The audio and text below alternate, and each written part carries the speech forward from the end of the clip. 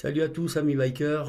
Alors je reviens vers vous aujourd'hui, quelques jours seulement après le test de ce drone qui m'a quand même assez bluffé par ses capacités à filmer en toutes conditions difficiles, même si je n'ai pas exploré tous les modes, en VTT. Dans un environnement assez complexe. Là, je reviens aujourd'hui, je suis allé faire un petit tour de vélo de route dans ma belle région de Millau-Grand-Causse. Donc j'ai enjambé le Coste Noir de la Roque Sainte-Marguerite et emprunté la vallée de Dourby pour me retrouver après cet enjambement à Peyrelot.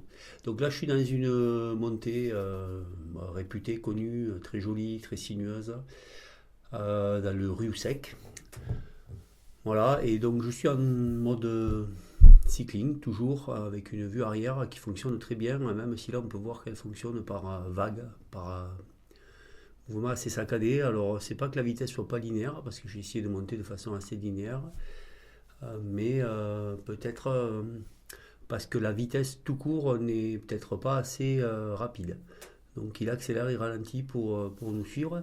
Je suis en mode cycling là en distance normale et flat shot, c'est-à-dire un drone à hauteur des yeux. Voilà, il y a quand même un rendu toujours très agréable, très stable.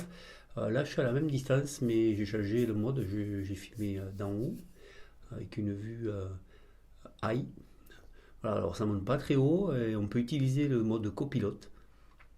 Quand on sélectionne ce mode-là, on peut cocher sur le beacon la petite case copilote qui permet en roulant éventuellement de monter, de modifier un petit peu la trajectoire du drone.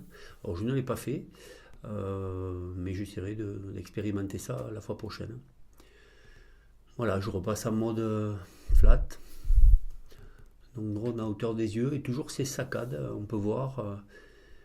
Alors bon, c'est pas très gênant, mais il n'y a pas la fluidité qu'on pouvait avoir par exemple sur la vue en VTT dans ma précédente vidéo, la vue de la fin, où j'étais en vue loin, haute, et j'allais assez vite.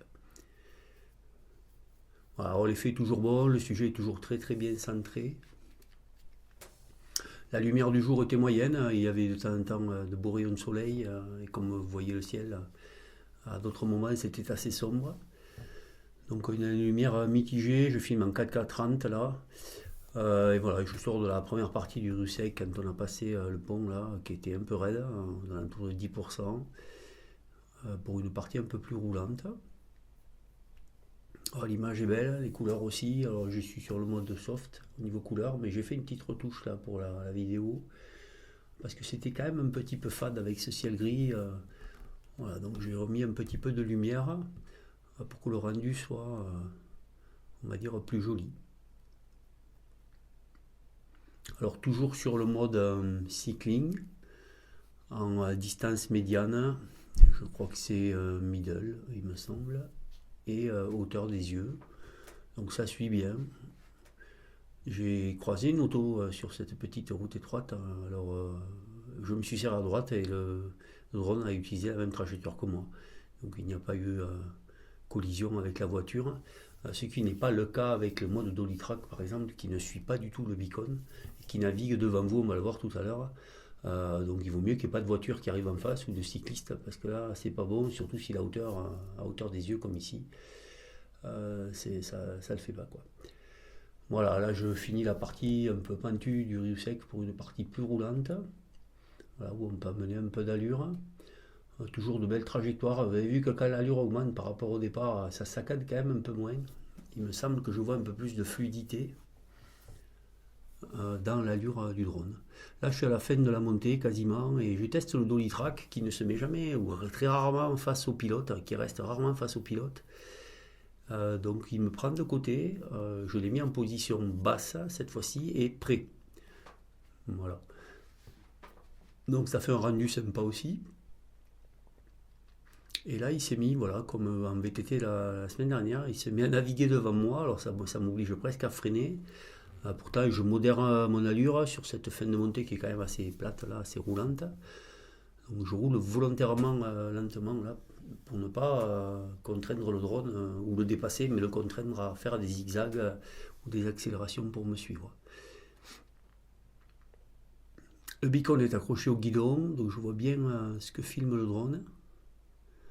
Par contre, pour intervenir sur les commandes du beacon, c'est tout petit, c'est pas quand même évident à la fois de diriger le drone ailleurs que sa trajectoire initiale. Regarder la route, voilà, c'est pas simple. Ouais, je suis sur une cycling mode toujours en vue haute et loin. Et on voit un petit peu que il va faire des à-coups tout à l'heure. Là, c'est assez linéaire. Alors, je tiens les freins parce qu'au-delà de 34-35 km/h, l'intéressant, je croise une voiture, il ne se passe rien en fait. Donc, pas de problème. Alors, bien sûr, sur des routes comme ça dégagées, il vaut mieux utiliser la vue haute parce qu'on est au-dessus d'éventuelles voitures. Voilà, là, je roule, on est sur une partie plate et il fait quand même des à-coups. Constater quelques petits à-coups dans sa progression derrière moi. C'est pas totalement linéaire, mais ça suit toujours très bien, sans inquiétude par rapport au VTT. Franchement, j'ai roulé sans inquiétude. Il n'y a eu aucun crash sur cette sortie. Par contre, il y a eu beaucoup de pertes de signal. Alors, comme ça part en anglais dans le beacon, je ne comprends pas tout.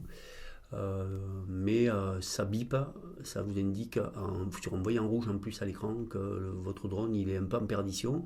Et plein de fois ça a bipé, mais il était toujours derrière. Je voyais dans mon écran qu'il me suivait. C'était simplement peut-être un signal pour que je ralentisse l'allure. Donc l'allure, franchement, au-delà de 35-36 km/h sur ce mode-là, alors je vais en parler du mode, ben, ça a un peu de mal, quoi. Je vais pas au-delà, ça bip, et le drone, après s'il vous perd, il s'arrête. Donc il faut faire demi-tour, ça m'est arrivé un peu plus bas dans l'épingle, il s'est arrêté, il est monté, et je suis revenu le chercher. Alors, ce mode cycling, il y a deux possibilités à cocher sur ce mode. Moi, je coche narrow route, c'est-à-dire des routes sinueuses, où le drone il va utiliser la trajectoire du beacon pour vous suivre. Si vous décochez ça, par défaut, il va couper les trajectoires. Alors là, on a quand même des poteaux, on a quelques arbres, c'est pas totalement dégagé, il vaut mieux privilégier ce mode-là. Vous voyez là, je croise un camion et le drone se comporte super bien. Il n'y a pas de souci, il se sert comme je me suis serré. Là, il y a des lignes électriques. Alors, le mode high n'est pas si haut pour aller sur les lignes électriques, mais il faut quand même l'anticiper quand on roule. On ne sait jamais. Les détecteurs d'obstacles à cette allure-là, je ne sais pas s'ils auront la capacité d'éviter l'obstacle. Alors, c'est une partie, ça, qui descend normalement vite, où je descends à 55-60 à l'heure. Donc là, volontairement, ça bip, donc je retiens le drone, je retiens mon vélo, pardon, pas le drone, pour que le drone puisse suivre. Voilà, et c'est au virage suivant qui s'est arrêté. Là où il va s'arrêter, la prise de vue, où je fais mon fondu. Voilà, il va monter là.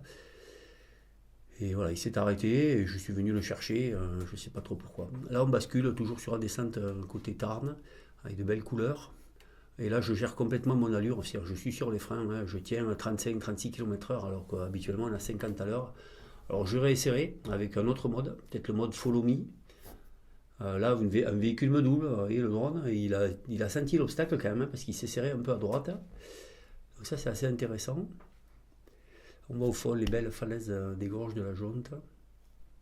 Pour ceux qui connaissent, et pour ceux qui ne connaissent pas, il faut venir ici pour pédaler. C'est vraiment super. Donc là, je descends toujours au frein, tranquillement sur les freins. Là où habituellement, ça descend, on est sur des pentes à 6%, ça descend à 55-60 à l'heure. Voilà, on va voir dans cette belle épingle s'il suit, il suit très bien. Il coupe un peu la trajectoire, là, j'ai l'impression, mais ça suit bien. Voilà. Épingle suivante. Voilà, je rase le mur, il passe juste au-dessus du mur, c'est assez joli comme image. Il m'a assez bien suivi, ça n'a pas bipé dans ce passage. Évidemment, je contrôle mon allure. Là, c'est pareil, je suis sur les freins parce que normalement, ça repart assez vite. On est sur une pente à 7%. Donc, je contrôle toujours parce que j'ai eu plein d'alertes dès que j'ai dépassé le seuil des 35-36 km/h. Sur ce mode-là, cycling mode, narrow, route, à essayer donc, peut-être en mode ski même, mais il faut vraiment que l'environnement soit dégagé pour utiliser ces modes-là, même le follow me. Et si c'est pas dégagé, il se peut qu'on rencontre les mêmes problèmes. Voilà. Donc là, je freine. Je descends jusqu'à cette belle partie, cette épingle en bas, très jolie, avec des sapins. et un entonnoir, un mur de pierre. On passe un peu dans une encoche rocheuse, c'est assez beau.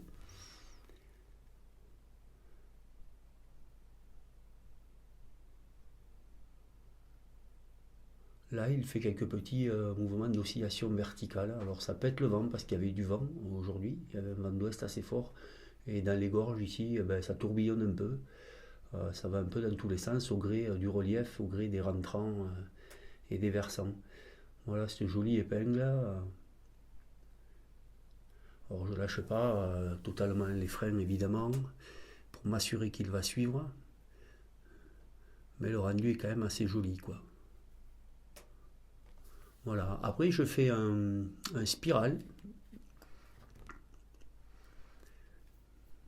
Voilà, la vue suivante c'est un spiral, c'est assez joli. C'est une spirale qui s'ouvre en diamètre autour de vous. Donc ça donne un effet assez sympa dont on peut régler la hauteur, le zoom et la durée. Voilà. Là j'ai passé Peyrelot, je reviens vers Millau par la rive gauche du Tarn. On a le château de Peyrelade à droite, là on l'aperçoit. Je suis dans une bosse là, c'est pentu, il suit bien, c'est une bosse qui est à 10% là, qui n'est pas très longue. Ça suit bien, c'est assez linéaire, ça bouge pas, là rien à dire. Je suis face au soleil, je prends la direction ouest. Donc on a un soleil qui est un petit peu, qui crée une surexposition. La caméra le gère assez bien, pas tout le temps. Elle privilégie quand même le sujet, donc le sujet est quand même assez bien, même si le ciel peut avoir des teintes, peut prendre des teintes un peu saturées ou blanchâtres. Là c'est pas trop mal. Je constate que c'est pas trop mal. Là, même si on n'est pas sur une phase où le soleil, on a le soleil totalement de face, hein. Il devait être un petit peu dans l'ombre. Enfin, quand même, on a une surexposition sur cette séquence vidéo. Voilà, je vais essayer le suivi un peu plus loin, là, sur la séquence suivante. J'essaie le suivi, alors je fais démarrer mon drone vraiment à côté de moi. Alors, côté talus, pas côté route évidemment, parce qu'il y a des voitures. Et il reste à peu près à 2 mètres entre le vélo, le sujet et son éloignement. Voilà. Là, il est un peu plus, mais il va se rapprocher. Voilà. Et là, l'ayant mis à côté de moi, il suffit que je démarre pour qu'il se mette derrière moi. Donc, on n'a pas une vue totalement latérale. À expérimenter autrement sur un environnement totalement dégagé, j'essaierai. Et là aussi, si j'accélère, là, voilà, vous voyez les mouvements, il a un peu de mal à rester près de moi, il ne sait plus comment faire. Là, je repasse en dolly track dans cette bosse. Cette longue bosse, voilà, alors là c'est pareil, je temporise, je ne sais pas trop ce qu'il fait, puis je ne voulais pas qu'il aille sur la route au cas où il y a des voitures qui arrivent quand même, puisque je suis en vue flat shot, c'est-à-dire à hauteur des yeux. J'ai essayé de bien serrer ma droite pour que le drone reste aussi en partie à droite, mais il n'a pas voulu, je l'ai pourtant mis côté herbe, et il n'a pas voulu y rester, il a pris la route. Voilà, donc là il se remet un peu dans l'axe, ici aussi. Mais il répond un petit peu aux écarts que je fais. Pour le cadrage uniquement, mais à ce moment-là, je pense qu'il n'est pas du tout connecté au beacon comme on a la vue arrière, où là, il suit le tracking du beacon. Là, pas du tout, il anticipe au contraire à la trajectoire que je vais avoir. Donc voilà, là, il prend un peu de place sur la route. Ça va encore, mais à anticiper. Voilà, et pour finir, je suis passé sur ce joli pont de Poye qui traverse le Tarn pour avoir cet effet avec cette jolie structure de fer.